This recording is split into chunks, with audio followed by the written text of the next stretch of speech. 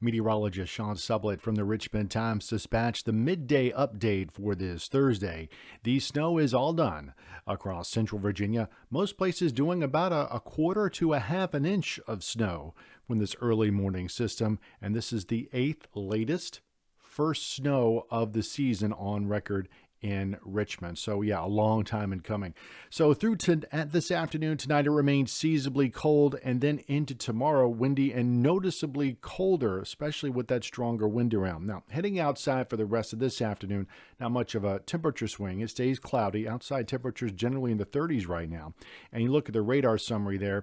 Over the last 6 hours, the blue on the map showing you where we had the snow. That is all well off to the east at this point, so no further threat of any precipitation across central Virginia. Let's walk through the temperatures here over the next 24 hours. Now, even through this afternoon, it's still going to hover in the upper 30s. And tonight, there's not going to be that much of a temperature drop either, because it is going to stay fairly cloudy, at least for much of the night. So at daybreak Friday, we're still a couple of degrees above freezing. So we're not looking for everything to ice over in a big way tonight.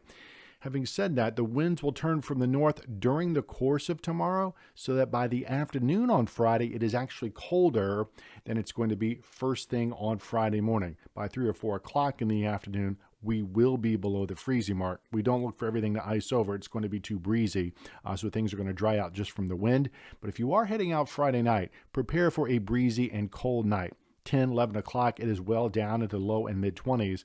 And first thing on Saturday morning, I think these numbers are actually optimistic, around 20 or so. Most places are going to be in the teens first thing on Saturday morning. So for Friday, we'll say windy and much colder, no better than the upper 30s.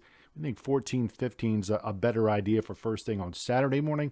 Then for the weekend itself, it's cold, but not horrible. 35, sunny on Saturday, not as much wind around.